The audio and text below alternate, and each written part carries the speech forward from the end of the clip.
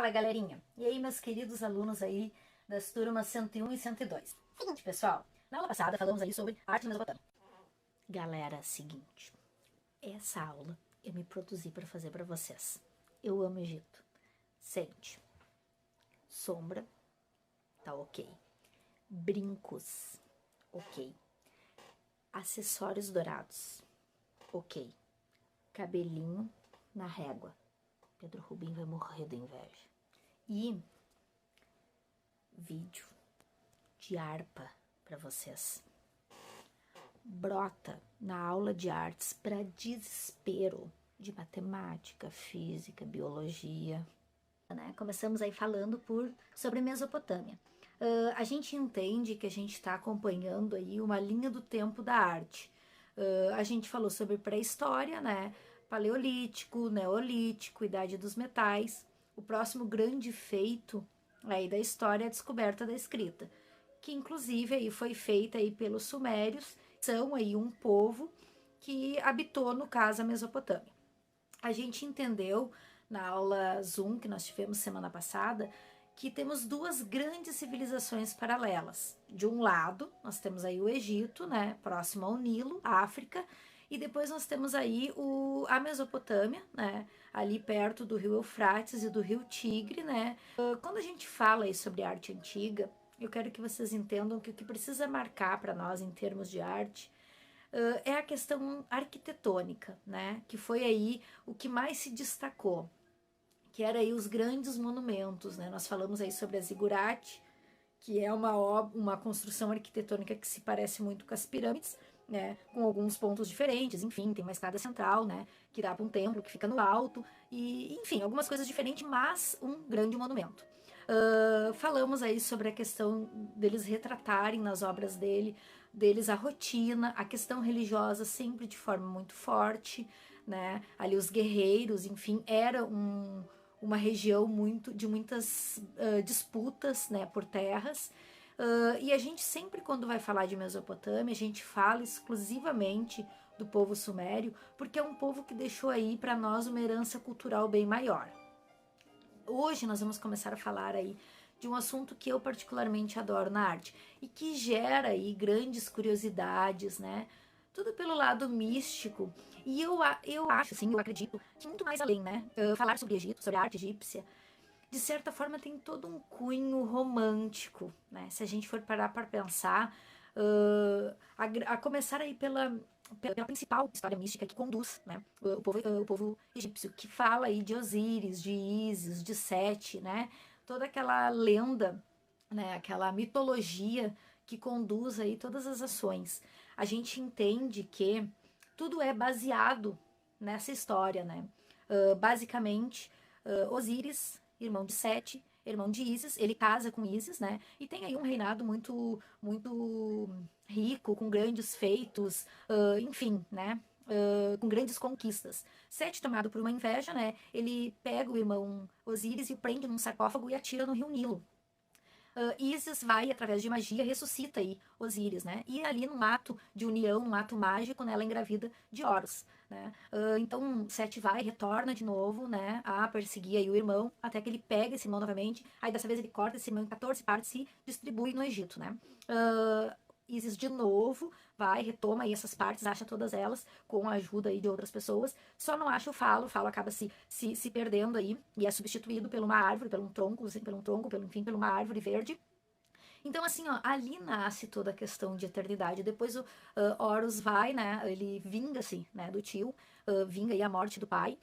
Em várias disputas, em várias lutas, ele tenta, Sete aparece sempre com fisionomias diferentes aí para enganar o Horus. Ele acaba arrancando aí o olho esquerdo, que inclusive depois, mais tarde, é o famoso olho de Horus aí, que tem toda uma situação baseada nisso aí no Egito.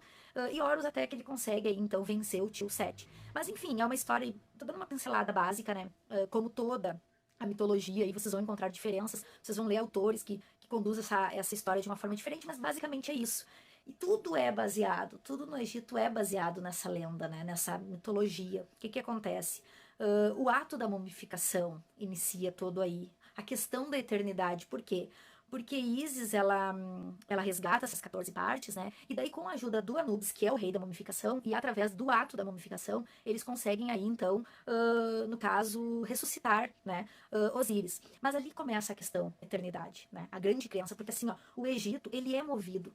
A palavra-chave, né? Se a gente fosse aí procurar definir uma palavra-chave, né, para Egito, seria com certeza eternidade, sem sombra de dúvidas, né? E a gente entende que eles buscam essa, através do ato da mumificação, eles buscam toda essa questão da integridade física e da integridade mental, emocional, né? Existe toda uma preparação. Essa eternidade não é essa a eternidade para nós. A eternidade foi para lá e ponto, né? Não se sabe como, o que é realmente. Não, a eternidade tem base, tem conceito para eles.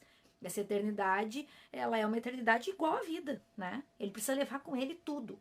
No caso, é uma eternidade em que eu, por exemplo, levaria meus brincos, as minhas coisas que eu uso, o meu óculos, né? As minhas músicas preferidas, alguém tinha que colocá-la para mim, escrito para mim recordar na minha eternidade. Os meus escravos, eu levaria tudo, né? Então quer dizer que era uma crença forte relacionada à morte, né? Eles faziam, a arte deles era produzida exclusivamente para a morte, né?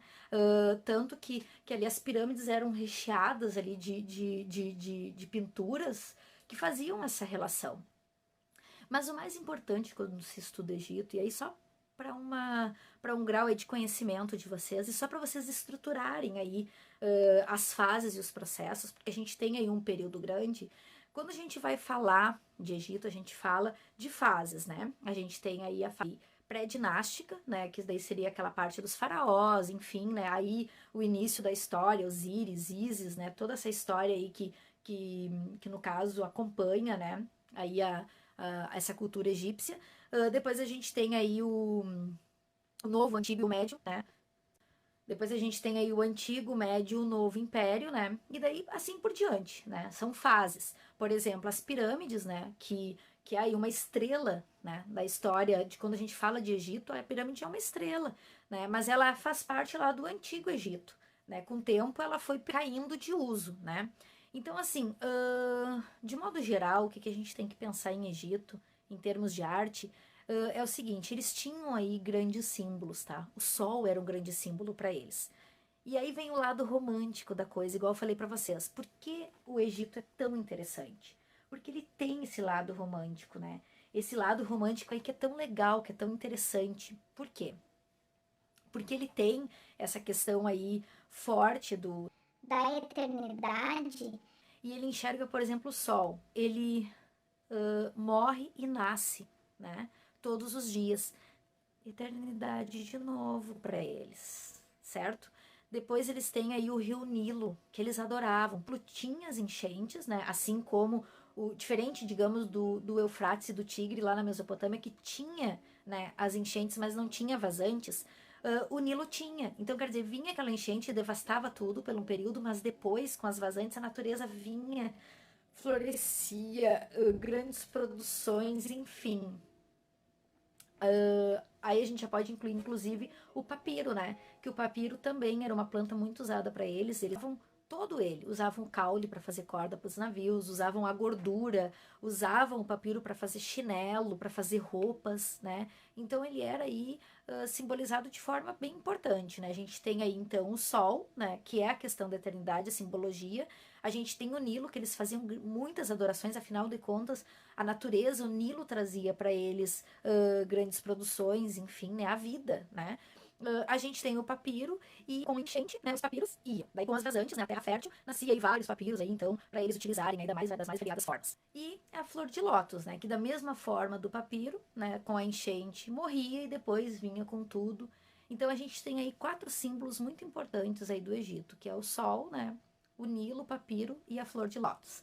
Então a gente já começa a entender aí todo esse lado romântico que eu falei para vocês do Egito, né? A gente já começa a entender aí a essência da arte egípcia. A partir desse entendimento, a gente já começa a sacar o que é o Egito. Então, o que a gente consegue deduzir de tudo isso, né? Pela localização geográfica, ele era um povo muito estável, né? Ele conseguia se dedicar a esse lado espiritual. ele não sofria grandes ataques igual a Mesopotâmia, né? Ele tinha uma proteção da natureza. Não era fácil chegar no Egito como era fácil chegar na Mesopotâmia para disputar ali aquele espaço. Então eles tinham tempo para se dedicar a essa parte espiritual, para estudar, para se dedicar, para modificar coisas, né? Ali relacionado ao lado espiritual, para fazer estudos disso. Então falando agora um pouquinho sobre pintura, tá? Pintura aí no Egito, para a gente partir assim do princípio e ter aí um bom entendimento, a gente já entendeu o contexto. Eu gosto sempre de falar para vocês de contexto, para que vocês consigam entender melhor como se formou ali, como se caracterizou, né, a pintura, quais referências foram usadas na arquitetura, na escultura, enfim. Começando pela pintura. Então a pintura, como tudo era feito para a eternidade, para a morte, era exatamente para ornamentar aí aonde ficava aí esses mortos, né, esses túmulos. O que acontecia? Eu preciso levar, né, as minhas memórias, eu preciso levar o meu papiro, né, eu preciso levar minha dança, minha música, né, minha harpa, eu preciso levar tudo isso. Só que palpável, né, de uma forma palpável, isso é complicado, isso é difícil, né, é diferente das joias. Então o que eles faziam? Eles faziam isso através da imagem. Ó, a imagem aí, a importância da imagem, né, e de tudo que ela comunicou aí ao longo da nossa história. Então era usado a imagem como referência, né, da vida, né, da vida dessa pessoa, da importância das coisas para ela. Era usada exatamente aí então a pintura. Então essa pintura ela era feita exatamente para isso, né? A simbologia dela simbolizava a eternidade. E inclusive aí também os deuses, essas adorações, né, aparecia aí nas pinturas, né, bastante, né? Todo esse lado místico aí aparecia também. Então era toda essa questão aí da rotina, da vida deles, né? Pintada ali a memória da vida deles, né? E esse meio de campo aí, com os deuses, com a crença, com o lado espiritual, né? Mas sempre com o propósito aí da morte, né? Enfim, tanto que elas eram feitas aí nas câmeras funerárias, né? Então aí o que a gente pode falar, assim, em relação à pintura? É que eles usavam muito a técnica aí do afresco, né? O afresco é uma técnica é mais ou menos assim, né? O nome já diz, afresco. Eles pegam ainda o reboco, a parede, por exemplo, quando a gente faz o reboco, antes dela secar, eles pintavam naquele reboco ainda molhado. Então a tinta secava junto com o reboco. E isso ajudou aí a gente ter um contato tão preciso com a pintura hoje em dia, né? Roma, Grécia e até mesmo o Egito, porque seria mais difícil aí dela sumir com o tempo, né? Porque ela faz parte ali daquele reboco, né? E essa pintura aí, o que é o principal, assim, a principal referência quando se fala em pintura egípcia, é a lei da frontalidade, né? Eles pintavam aí na bidimensão. Se a gente parar para pensar, a escultura em tridimensional é fácil, né? Mas tu pintar de forma bidimensional não é tão fácil assim. E retratar de forma bidimensional.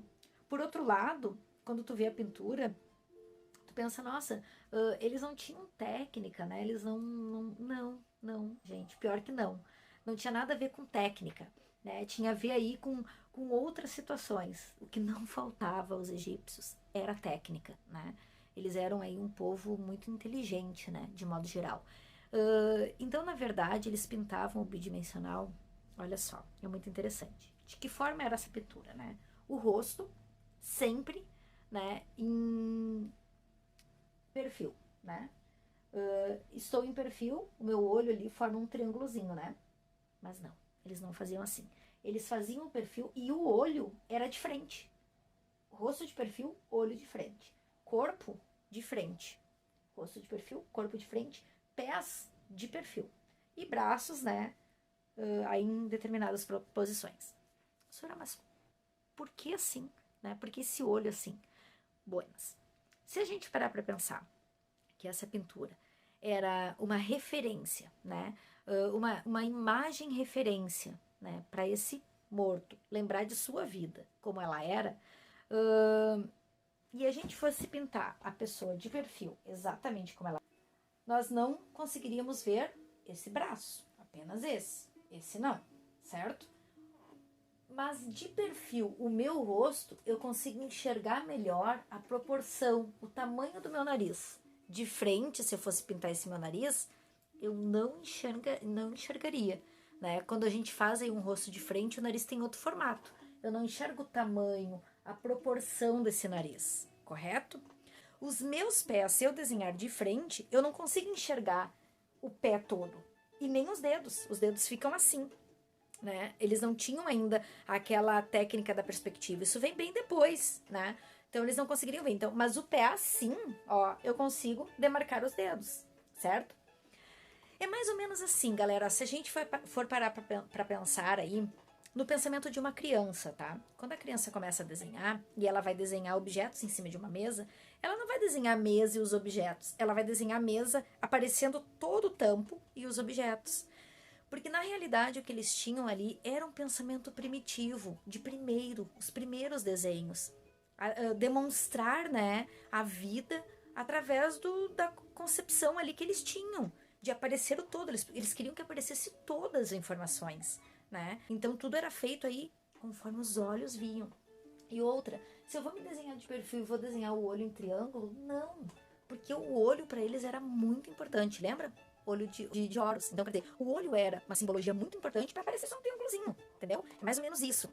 É incrível aí o quanto essa comunicação através do desenho aí nos trouxe, nos explicou tanta coisa em relação ao nosso passado, né? Então, essa questão aí da posição estática, né, do Egito, que a gente tanto simboliza, vem exatamente da lei da frontalidade. Né? Então, assim, e a outra coisa aí que se diz, né, que se pode concluir, é que também tinha uma situação aí em relação a uma questão de hierarquia, porque isso era retratado muito na arte deles, né? Então, como essa posição rígida, né, era mais aí pros faraós, pros sacerdotes. Normalmente a gente vê algumas pinturas em outras posições, né, enfim, em posições diferentes, mais de escravos, né? Não aquela posição rígida que simbolizava aí, né, a rigidez, enfim. Então, isso é uma outra relação que a gente pode fazer também, né? E que a pintura e que a arte está nos trazendo essa informação também. Tem essa questão aí dos reis, né, enfim, até inclusive das figuras da mitologia, elas são um pouquinho maiores, representadas, e, né, com essa posição mais... O rei aí é uma questão mais altiva, né, uma questão mesmo mais hierárquica aí, né, enfim, ele é representado de maior que as demais figuras, e enfim. Mas o que a gente pode concluir de tudo isso, e o que eu gosto sempre aí o que eu acho interessante, né, fazer aí essa relação com o desenho infantil, porque normalmente a gente costuma relacionar o desenho infantil com algo primitivo, com o início de tudo, igual eu falei pra vocês. E às vezes a gente pensa que aquele desenho infantil, os traços não é de alguém que não tá sabendo ainda desenhar, enfim, com o tempo a gente pega a técnica e aquela coisa toda. Mas se tu parar pra pensar, a criança, ela tem uma relação muito próxima com a verdade dela. O que ela quer mostrar exatamente como ela vê. Aí com o tempo, né, a gente vai podando isso, né, e vai ajustando, né, conforme é o nosso belo, o belo do outro, né. Mas enquanto somos criança, nós acreditamos no que nós pintamos, nós acreditamos no que nós desenhamos, né. Então se nós desenharmos ali no papel um sapo, né, mas nós dissermos que se trata de um urso, não tem ninguém no mundo que te diga que é um sapo, entendeu? Para ti é exatamente o urso. Então a gente vai podando isso na criança. E lá, para os egípcios, eles tinham essa relação com o desenho. A relação da verdade, né? Da verdade absoluta, da verdade real, né? Da vida daquela pessoa. Enfim, a gente tem ainda muita coisa para falar em relação aí à cultura egípcia, que é bem vasta, bem rica, e igual eu falei para vocês, aí, romântica, com todo um cunho aí emocional, sentimental, um significado ali espiritual, muito interessante, tá, galerinha? Vou estar enviando aí para vocês essa videoaula, né? Vou estar colocando para vocês uma atividade. Desejo a vocês aí uma ótima sexta-feira e depois um ótimo fim de semana, né? Fiquem com Deus. Beijão para vocês. Saudades de vocês, galera. Beijo.